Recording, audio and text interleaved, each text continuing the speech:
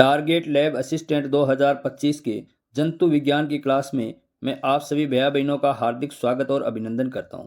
आज हम जंतु विज्ञान से संबंधित कुछ अति महत्वपूर्ण प्रश्नों की प्रैक्टिस करेंगे। तो आप सभी भैया बहनों से निवेदन रहेगा कि पूरा प्रश्न पढ़ना, उसका उत्तर सोचना और क्लास पूरी होने पर आपका जवाब देना कि आपने कुल कितने में से कितने प्रश्न सही किए। इससे आपका खुद का मूल्यांकन भी होगा और परीक्षा में छपने लायक जो क्वेश्चन है उनके साथ हम प्रैक्टिस करेंगे।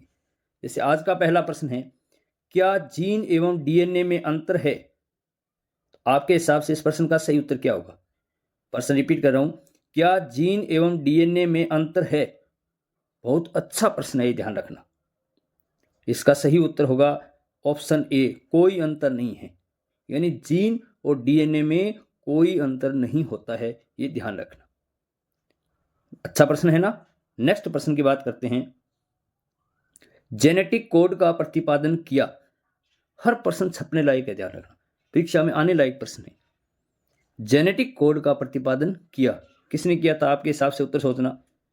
तो सही उत्तर होगा ऑप्शन नंबर ए, क्रिक तथा ब्रेनर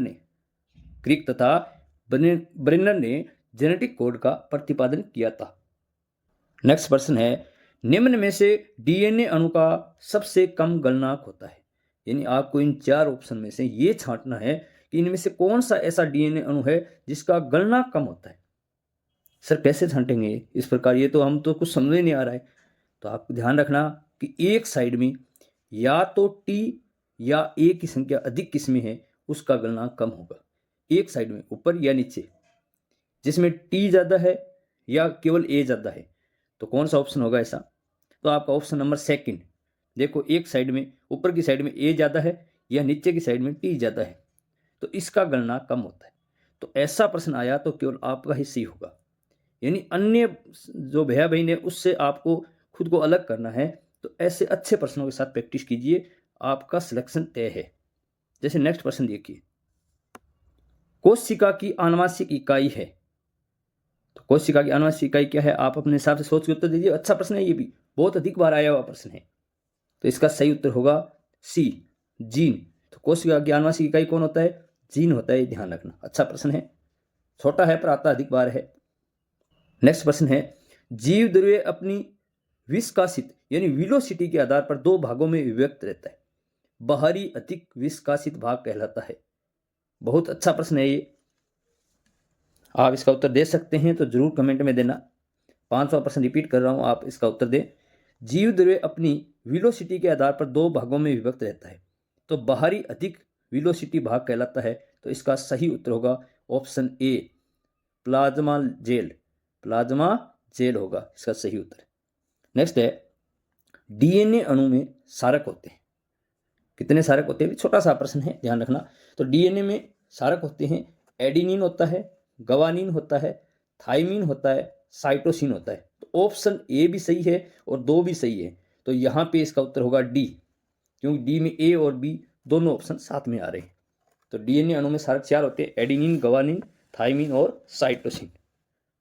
नेक्स्ट है, और बहुत अच्छा प्रश्न है, ध्यान रखना है, छपने लायक प्रश्न है परीक्षा में आपके, कि आरएनए किसके संश्लेषण से संबंधित है। आप इसका उत्तर दे सकते हैं तो जरूर देना कि आरएनए किसके संश्लेषण से संबंधित है। इसका उत्तर क्या होगा? तो इसका सही उत्तर होगा ऑप्शन नंबर 4, एंजाइम के। आरएनए एंजाइम के संश्लेषण के लिए उत्तरदायी होता है। तो 7वें प्रश्न का उत्तर था 4 नंबर, यानी डी। नेक्स्ट प्रश्न है, बैक्टीरियोफेज में क्या पाया जाता है? ये भी बहुत अच्छा प्रश्न है कि बैक्टीरियोफेज में क्या पाया जाता है। छोटा सा प्रश्न लग रहा है, आप इसका उत्तर दे सकते हैं तो मन में जरूर सोचना।